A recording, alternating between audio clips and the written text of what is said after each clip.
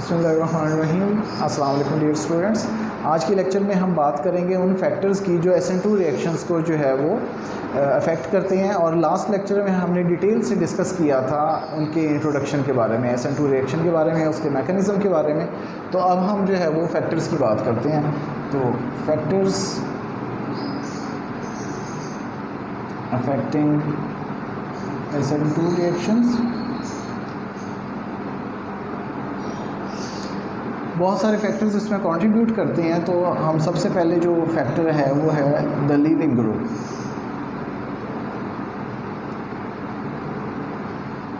इस फैक्टर को समझने के लिए हम एक टेबल देखते हैं जिसमें रिलेटिव रेट्स जो हैं वो डिस्कस किए जाते हैं। तो फॉर एग्ज़ाम्पल अल्काइल आयोडाइड को अगर रिएक्ट करवाया जाए हाइड्रोक्साइड के साथ, तो as a result of SN2 reaction ये यहाँ से इसके ऊपर अटैक करेगा और आयोडाइड निकल जाएगा। हमारे पास ROH यानी कि कॉरेस्पॉन्डिंग अल्कोहल और आयोडाइड बनेगा। इसी तरह अगर हम यहाँ पे ब्रोमाइड यूज़ करें तो हमारे पास अगेन कॉरेस्पॉन्डिंग अल्कोहल बनेगी और ब्रोमाइड जो है वो निकल जाएगा। सिमिलरली क्लोराइड के साथ ये रिएक्शन होगा और अगेन अल्कोहल एंड क्लोराइड, और इन दी एंड जो है वो फ्लोरीन के साथ फ्लोरीन को इनकॉर्पोरेट करेंगे तो अल्काइल फ्लोराइड, और हमारे पास यही रिएक्शन के रिज़ल्ट में फ्लोराइड निकल जाएगा। अब इस टेबल को अगर हम गौर से देखें, इसमें जो डिफरेंस है वो जस्ट लीविंग ग्रुप का डिफरेंस है, बाकी तमाम चीज़ें सेम हैं। तो ये एक तरीक़ाकार होता है किसी भी एक्सपेरिमेंटेशन का कि जब हमने किसी चीज़ का इफेक्ट जो है वो चेक करना हो तो हम बाकी तमाम पैरामीटर्स को कांस्टेंट कर देते हैं और सिर्फ एक जो हमने जिसको स्क्रीन करना होता है, जिसको टेस्ट करना होता है या वेरीफाई करना होता है, उस फैक्टर को हम चेंज करते हैं। तो इसमें बाकी तमाम कंडीशंस जो हैं वो सेम हैं और जस्ट लीविंग ग्रुप जो है वो डिफरेंट है। अब इन इक्वेशंस का जब रेट डिटरमिन किया गया तो अल्काइल फ्लोराइड के केस में ये रेट था 1 और अल्काइल क्लोराइड के केस में ये 200, अल्काइल ब्रोमाइड के लिए 10,000 और आयोडाइड के लिए 30,000। तो ये रिलेटिव रेट्स हैं, यानी कि अल्काइल आयोडाइड जो है वो ये वाला रिएक्शन सबसे फास्ट देता है, उसके बाद रेट ड्रॉप हो जाता है जब हम ब्रोमाइड यूज़ करते हैं और 10,000 जो है वो हमारे पास 10,000 टाइम्स जो है वो इसकी निस्बत ज़्यादा फास्ट होता है। इसी तरह ये अल्काइल क्लोराइड जो है वो अल्काइल फ्लोराइड की निस्बत 200 टाइम्स ज़्यादा फास्ट होता है। तो इसके लिए हम इनकी रिलेटिव जो बेसिसिटीज़ हैं वो देखते हैं।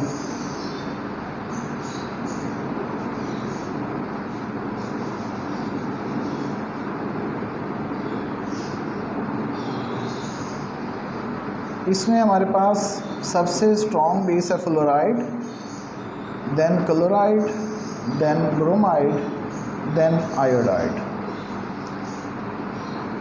ये इस जो ग्रुप के अंदर ये स्ट्रॉन्गेस्ट बेस है। जब भी हम बात करते हैं, हम एक फ़िक्स ग्रुप के अंदर बात करते हैं, तो इस ग्रुप के अंदर ये वाली बेस सबसे ज़्यादा स्ट्रॉन्ग है और आयोडाइड जो है वो इस ग्रुप के अंदर वीकेस्ट बेस है। एक चीज़ हमें पता है कि स्ट्रॉन्गेस्ट बेस जो होती है या जो स्ट्रॉन्ग बेस होती है वो अपने इलेक्ट्रॉन्स स्ट्रांगली शेयर करती है और जो वीक बेस होती है वो अपने इलेक्ट्रॉन्स वीकली शेयर करती है। इसका मतलब ये है कि जो अपने इलेक्ट्रॉन जो बेस वीकली शेयर करती है तो वो जो बॉन्ड होता है वो वीक होता है और वो स्टेबल नहीं होता। तो एज ए रिज़ल्ट वो बॉन्ड जल्दी टूट जाता है और हमारे पास जो है वो फिर एज गुड लिविंग ग्रुप जो है वो बिहेव करता है। वीक बेस का मतलब स्टेबल बेस, यानी कि वीक बेस जो है वो स्टेबल बेस होती है, इसलिए उसकी लीविंग टेंडेंसी बहुत अच्छी होती है। तो वीक बेस का मतलब एक बेटर लिविंग ग्रुप भी है, चूँकि वो अपने इलेक्ट्रॉन पेयर जो है वो वीकली शेयर करती है और एक वीक बॉन्ड बनता है, उस बॉन्ड को ब्रेक करना आसान होता है। जब एक स्ट्रॉन्ग न्यूक्लियोफाइल उस पर अटैक करता है तो वीक बॉन्ड जो है वो ब्रेक हो जाता है और वो वीक बेस जो है वो निकल जाती है और वो एज सच जो है वो स्टेबल होती है और बेटर लिविंग ग्रुप होती है। और अब हम इनकी जो है वो लिविंग ग्रुप टेंडेंसी की बात करें तो आयोडाइड जो है वो सबसे बेटर लिविंग ग्रुप है क्योंकि वो वीकेस्ट बेस है। उसके बाद ब्रोमाइड, फिर क्लोराइड, फिर फ्लोराइड। अच्छा, इसमें हमने बात की है कि ये स्ट्रॉन्गेस्ट बेस है और ये वीकेस्ट बेस है। इसको हम वेरीफाई कर सकते हैं इनके कॉरेस्पॉन्डिंग जो एसिड्स हैं, कॉन्जुगेट एसिड्स, उनकी पीके वैल्यू से। तो HF जो है इसकी पीके वैल्यू, इसका कॉन्जुगेट एसिड HF और इसकी पीके वैल्यू जो है वो 3.2, और क्लोराइड का -7 होती है HCl की पीके वैल्यू, तो इसका कॉन्जुगेट एसिड HCl है। और Br नेगेटिव का कॉन्जुगेट एसिड HBr और -9 पीके वैल्यू, और आयोडाइड का जो एसिड है कॉन्जुगेट वो HI और -10 इसकी पीके वैल्यू। तो इसका मतलब ये है कि ये इस सीरीज़ में सबसे स्ट्रॉन्ग एसिड है। हमें पता है strong acid produces weaker conjugate base, तो इसका मतलब ये है कि ये जो है आयोडाइड इसमें सबसे वीक है। और लिविंग ग्रुप टेंडेंसी के हवाले से आयोडाइड जो है वो बेटर लिविंग ग्रुप है, तो ये best leaving group among this. और ये जो है ये वर्स्ट लिविंग ग्रुप। तो अगर हम देखें कि कौन सा अल्काइल हैलाइड फिर सबसे ज़्यादा रिएक्टिव होगा, तो जाहिर है जिसमें एक अच्छा लिविंग ग्रुप इंस्टॉल होगा वो ज़्यादा बेटर जो है वो रिएक्टिव होगा, ज़्यादा रिएक्टिव होगा। तो अल्काइल आयोडाइड सबसे ज़्यादा रिएक्टिव होगा, उसके बाद अल्काइल ब्रोमाइड, उसके बाद अल्काइल क्लोराइड, और सबसे लीस्ट रिएक्टिव जो है अल्काइल फ्लोराइड। तो अल्काइल फ्लोराइड इस सीरीज़ में लीस्ट रिएक्टिव, और alkyl iodide most reactive. Sometimes ये सवाल किया जाता है कि कार्बन और आयोडीन जो हैं ये इनकी इलेक्ट्रोनेगेटिविटी डिफरेंस जो है वो नहीं है, ये ऑलमोस्ट सेम इलेक्ट्रोनेगेटिविटी बियर करते हैं, उसके बावजूद जो है अल्काइल आयोडाइड सबसे ज़्यादा रिएक्टिव क्यों है? तो इसकी रीज़न ये है कि कार्बन का साइज़ जो है आयोडीन के मुकाबले में बहुत कम है, और आयोडीन का साइज़ जो है वो बहुत ज़्यादा है, और इसके अंदर पोलराइजेबिलिटी होती है।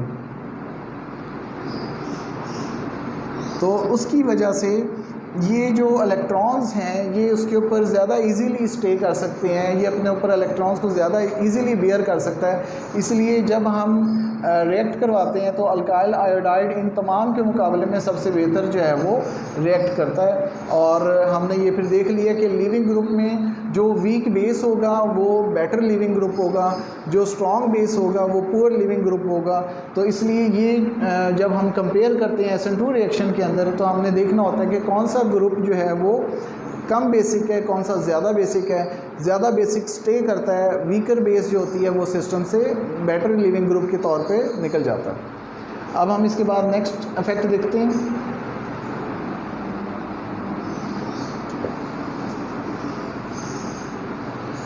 नेक्स्ट फैक्टर है द न्यूक्लियोफाइल।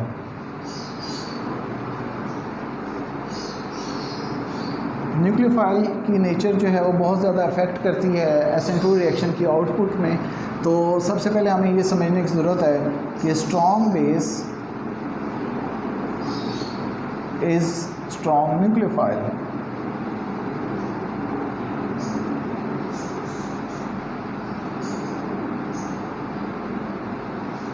अब ये एक जो है वो स्टेटमेंट है जिसको हमने ज़हन में रखना है कि strong base is strong nucleophile, और इस स्टेटमेंट के ऊपर हम एक एस्टेरिक लगा देते हैं। आपने बहुत सारी जगहों पे जो मशहूर ब्रांड्स हैं उनकी सेल के ऊपर या बहुत सारी चीज़ों में देखा होगा कि वो लिखते हैं 70% ऑफ, और ऊपर छोटा सा स्टेरिक लगा देते हैं और उस स्टेरिक के साइड पे एक्सप्लेन करते हैं कंडीशंस अप्लाई।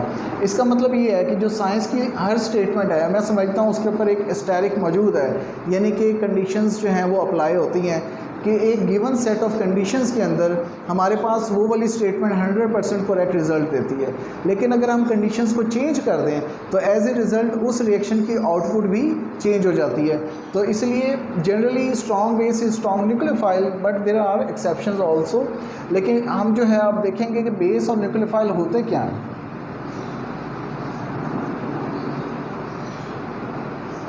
बेस और न्यूक्लियोफाइल दोनों जो है वो इलेक्ट्रॉन डेंसिटी की एक्सेस रखते हैं अपने ऊपर, लेकिन डिफरेंस जो है वो बेस का ये है कि वो अपने इलेक्ट्रॉन पेयर जो है वो प्रोटॉन के साथ शेयर करती है। तो इसकी टेंडेंसी है, बेस की टेंडेंसी है कि वो प्रोटॉन एब्स्ट्रैक्ट करती है।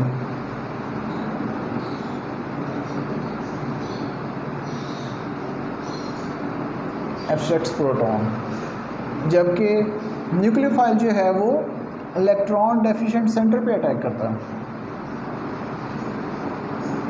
इलेक्ट्रॉन डेफिशिएंट एटम कह लें, सेंटर कह लें, उस पर अटैक करता है। बेस की जो बेसिसिटी है उसको हम एसिड डिसोसिएशन कांस्टेंट Ka से जो है वो डिटरमिन करते हैं।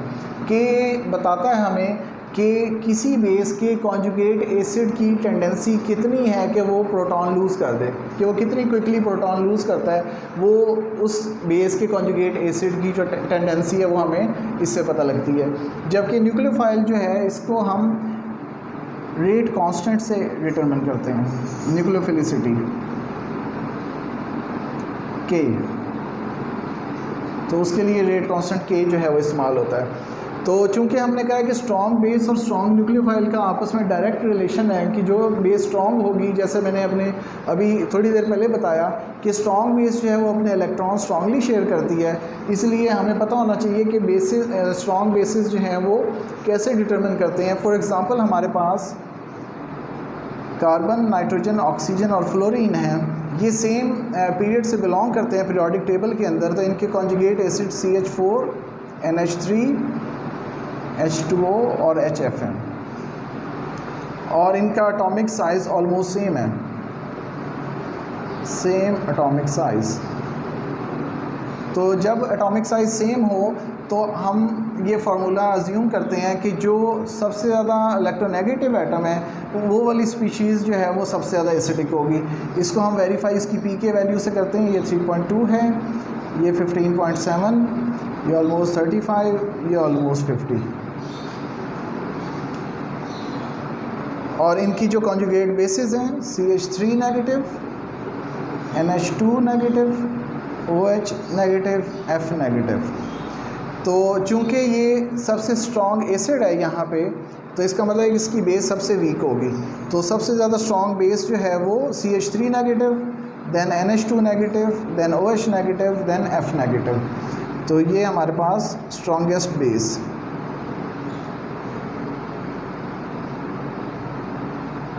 और ये वीकेस्ट बेस।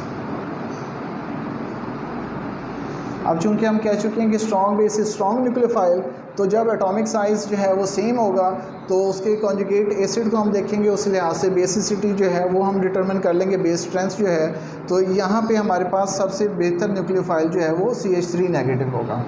तो इसको हम यहाँ से भी डिटरमिन कर सकते हैं कि ग्रिग्नर रिएजेंट जो है वो फॉर एग्ज़ाम्पल CH3MgBr, तो ये जो है इसमें CH3 नेगेटिव मौजूद है और ये स्ट्रॉन्गेस्ट बेस है इस सीरीज़ में। इस केस में स्ट्रॉन्गेस्ट न्यूक्लियोफाइल है, डिपेंड करता है अगर वो इलेक्ट्रॉन डेफिशिएंट सेंटर पे अटैक कर रहा है।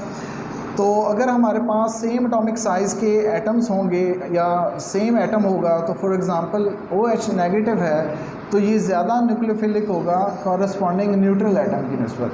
तो फॉर्मल नेगेटिव चार्ज अगर हमारे पास सेम एटम मौजूद है तो वो उसको ज़्यादा बेसिक और ज़्यादा न्यूक्लियोफिलिक बनाता है। इसी तरह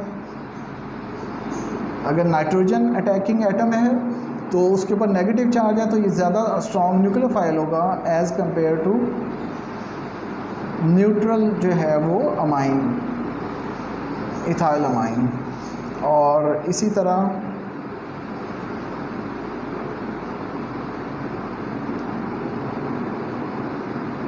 एथॉक्साइड, ये ज़्यादा स्ट्रॉन्ग बेस या न्यूक्लियोफाइल होगा अपने कॉरस्पॉन्डिंग जो न्यूट्रल स्पीशीज़ है एथेनॉल के मुकाबले में। तो जब अगर साइज़ चेंज हो जाते हैं तो इसमें एक फैक्टर आता है पोलराइजेबिलिटी, जिसको हमने अभी डिस्कस किया। पोलराइजेबिलिटी का मतलब ये है कि उसके ऊपर जो इलेक्ट्रॉन क्लाउड है वो कितना इजीली जो है वो डिस्टॉर्ट किया जा सकता है। तो इसका भी बहुत ज़्यादा इफेक्ट है, उसको हम देखते हैं ज़रा।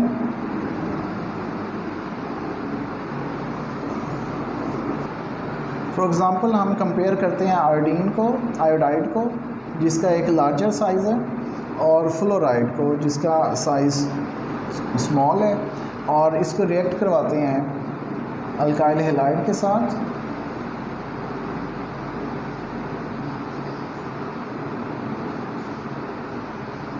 और यहाँ पे भी इसी तरह।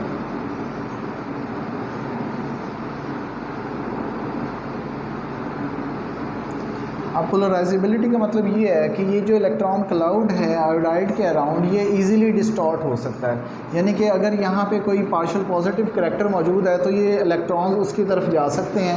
एज ए रिज़ल्ट ये ज़्यादा फासले से एक सिग्निफिकेंट किस्म की बॉन्डिंग कर सकते हैं। फॉर एग्ज़ाम्पल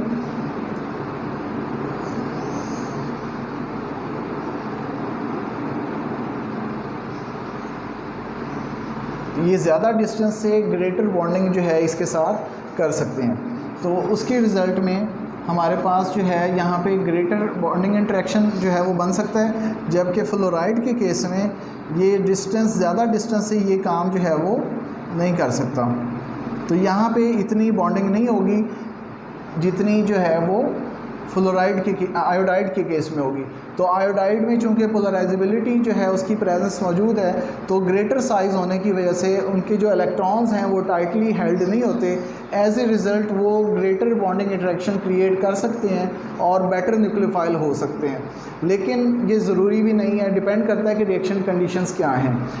फॉर एग्ज़ाम्पल अगर हम गैस फेज़ में बेसिसिटीज़ को देखें और या न्यूक्लियोफिलिसिटी को, तो फॉर एग्ज़ाम्पल हमारे पास fluoride, chloride, bromide, iodide. Gas phase के अंदर जो सबसे ज़्यादा स्ट्रॉन्ग बेस होगा वही सबसे ज़्यादा स्ट्रॉन्ग न्यूक्लियोफाइल होगा। तो इसका मतलब है कि गैस फेज़ के अंदर इंक्रीजिंग बेस स्ट्रेंथ और न्यूक्लियोफिलिक स्ट्रेंथ भी इसी तरह इंक्रीज़ होगी।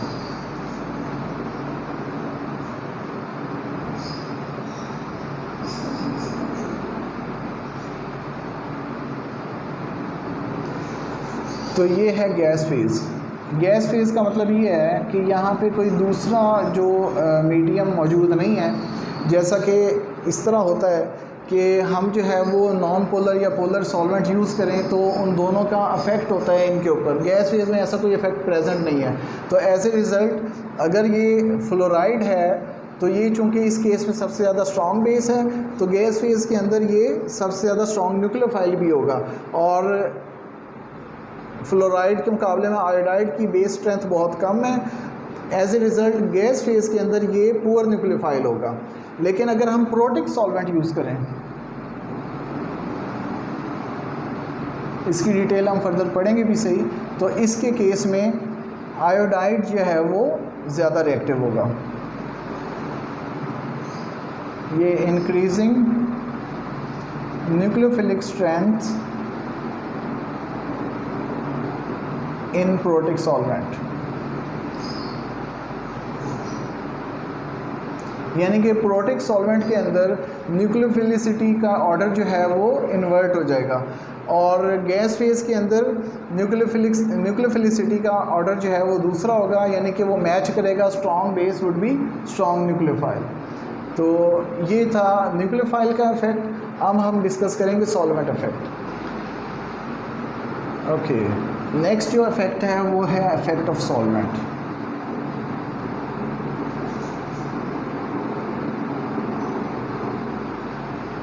जब हम कोई नेगेटिवली चार्ज स्पीशीज़ किसी सॉल्वेंट के अंदर ऐड करते हैं, फॉर एग्जांपल फ्लोराइड, तो अगर वो प्रोटिक सॉल्वेंट है, प्रोटिक सॉल्वेंट जो हैं वो हाइड्रोजन बॉन्ड डोनर्स होते हैं। हाइड्रोजन बॉन्ड डोनर्स यानी कि उसमें हाइड्रोजन जो है वो इलेक्ट्रोनेगेटिव एटम के साथ अटैच है, और एज ए रिज़ल्ट उसके अंदर डाइपोल जो है वो क्रिएट हुआ है। ये उसी तरह जैसे वाटर के अंदर जो है वो डाइपोल प्रेजेंट होता है। तो फॉर एग्ज़ाम्पल वाटर सॉल्वेंट है, तो इसमें पार्शियल नेगेटिव, पार्शियल पॉजिटिव, तो ये जो सॉल्वेंट के मॉलिक्यूल्स हैं उस नेगेटिवली चार्ज न्यूक्लियोफाइल या स्पीशीज़ को सराउंड कर लेते हैं।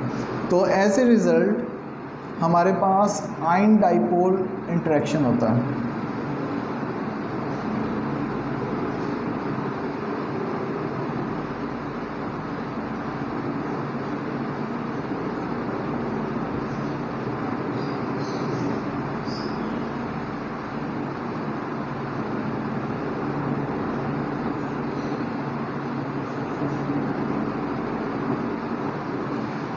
तो जब हमने कोई नेगेटिवली चार्ज स्पीशीज़ किसी प्रोटिक सॉल्वेंट में डाली जो कि हाइड्रोजन बॉन्ड डोनर है, तो सॉल्वेंट मॉलिक्यूल्स अपने आप को रीअरेंज कर लेते हैं और इस तरीके से करते हैं जो उनका पॉजिटिवली चार्ज एंड होता है, पार्शियल पॉजिटिवली चार्ज एंड, वो सराउंड कर लेता है और इंटरेक्ट करता है उस स्पीशीज़ को। फॉर एग्जांपल इस केस में फ्लोराइड है तो फ्लोराइड को सराउंड कर लेते हैं और उसके साथ इंटरेक्ट करते हैं, और इस प्रोसेस को हम सॉल्वेशन भी कहते हैं।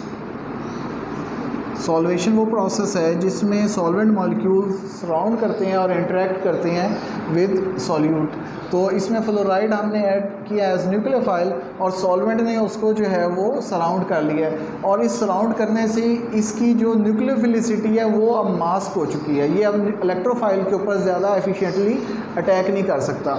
एज ए रिज़ल्ट अगर हम देखें तो आयोडाइड अगर हम डालें तो आयोडाइड जो है वो चूँकि एक वीक बेस है और फ्लोराइड उसके मुकाबले में एक स्ट्रॉन्ग बेस है। हम ये बात कर चुके हैं कि weak base shares it's electrons weekly and strong base shares it's electrons strongly.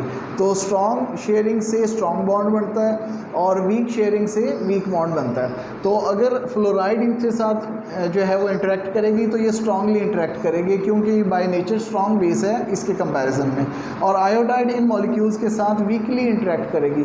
तो ये जो आयन डाइपोल इंटरेक्शन है, ये आयन है, ये डाइपोल है, तो आयन डाइपोल इंटरेक्शन जो क्रिएट होता है, अब अगर इस न्यूक्लियोफाइल ने अटैक करना है इलेक्ट्रोफाइल के ऊपर तो उसको ये इंटरेक्शन तोड़ना पड़ेगा। चूँकि वीक इंटरेक्शन इजीली तोड़ा जा सकता है, तो पोलर प्रोटिक सॉल्वेंट्स के अंदर यानी कि जो प्रोटिक सॉल्वेंट्स हैं उनमें जो स्ट्रॉन्ग न्यूक्लियोफाइल है वो वीक हो जाता है और वीक न्यूक्लियोफाइल स्ट्रॉन्ग हो जाता है। वो क्यों होता है मैंने पहले ही बताया कि चूँकि ये स्ट्रॉन्ग न्यूक्लियोफाइल स्ट्रॉन्ग बेस भी है तो वो स्ट्रॉन्गली इंटरेक्ट करती है सॉल्वेंट के साथ और उधर ही ऑक्यूपाई हो जाती है, उसकी शील्डिंग हो जाती है, वो इलेक्ट्रोफाइल पे अटैक करना उसके लिए ज़्यादा ईजी नहीं होता।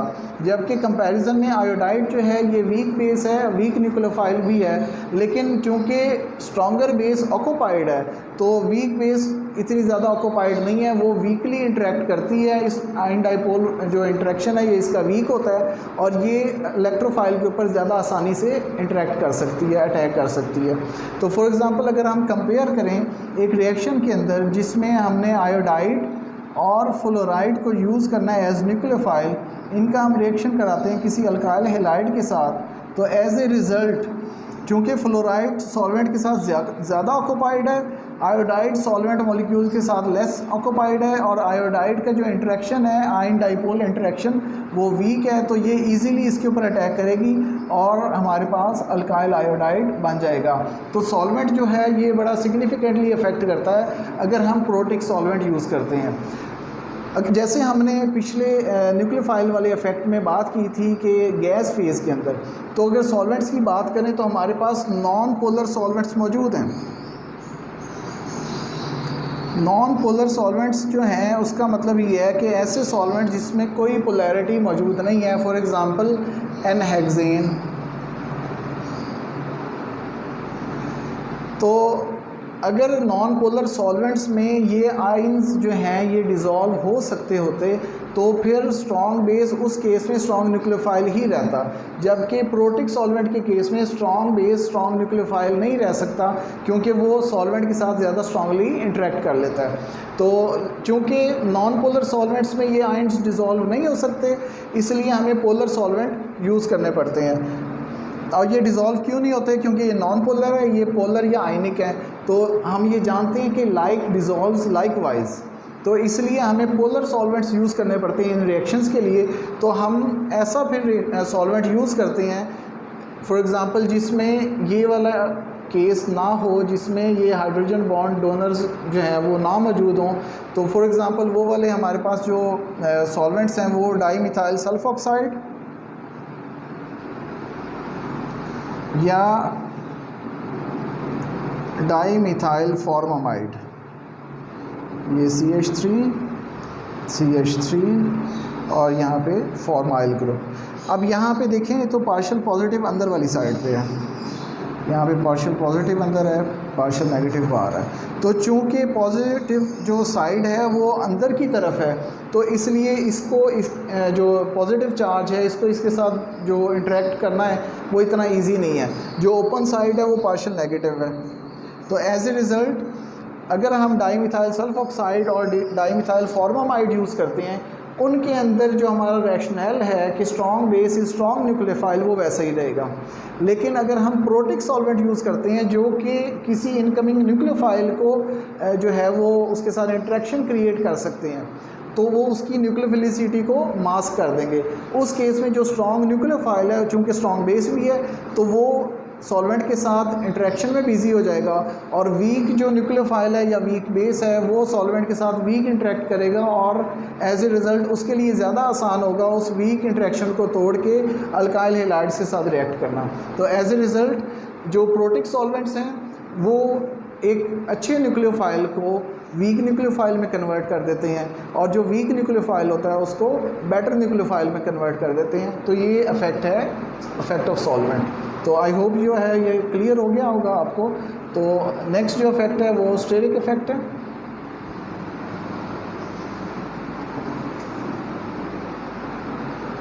स्टेरिक इफ़ेक्ट्स को समझने के लिए हम जो है दो मॉलिक्यूल्स लेंगे कंपैरिजन के लिए।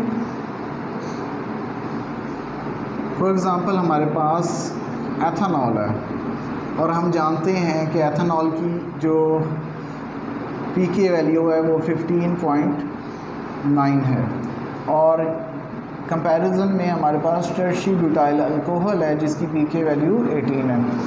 तो इसका जो कॉन्जुगेट बेस होगी, चूँकि ये ज़्यादा बेहतर एसिड है, तो इसकी जो बेस है एथॉक्साइड वो पुअर होगी, और इसकी जो कॉरेस्पॉन्डिंग बेस है टर्शी ब्यूटॉक्साइड, ये जो है वो स्ट्रॉन्ग होगी। तो टर्शी ब्यूटॉक्साइड का एसिड जो है टर्शी ब्यूटानॉल, उसकी पीके वैल्यू ज़्यादा है, तो ज़्यादा का मतलब है कि वो ज़रा वीक एसिड है इसके मुकाबले में, तो ये प्रोड्यूस करेगा स्ट्रॉन्ग कॉन्जुगेट बेस। तो एज ए रिज़ल्ट इसको बेस स्ट्रेंथ के हवाले से ज़्यादा स्ट्रॉन्ग होना चाहिए।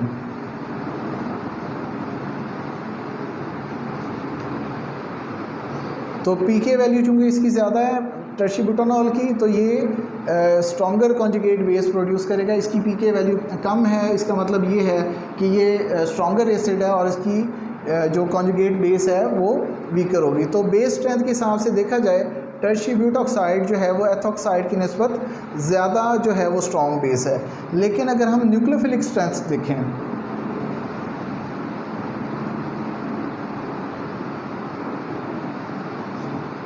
या न्यूक्लियोफिलिसिटी, तो उसके हिसाब से एथॉक्साइड ज़्यादा स्ट्रॉन्ग न्यूक्लियोफाइल है टर्शी ब्यूटॉक्साइड की निस्बत। अब उसकी रीज़न क्या है कि यहाँ पे हमारे पास CH3 CH2O नेगेटिव, जबकि यहाँ पे हमारे पास CH3 ये टर्शी ब्यूटाइल ग्रुप और O नेगेटिव। तो ये स्टेरिकली ज़्यादा क्राउडेड है, ये जो अटैकिंग एटम है ये ज़्यादा क्राउडेड है अपने स्टेरिक हिंड्रेंस की वजह से, तो ये बल्कियर बेस है। तो एज ए रिज़ल्ट ये गुड न्यूक्लियोफाइल के तौर पे बिहेव नहीं कर सकती, जबकि ये जो है ये बल्कियर नहीं है, इसके पास इनफ स्पेस अवेलेबल है कि किसी भी इलेक्ट्रॉन डेफिशिएंट सेंटर पे ये अटैक कर सकती है।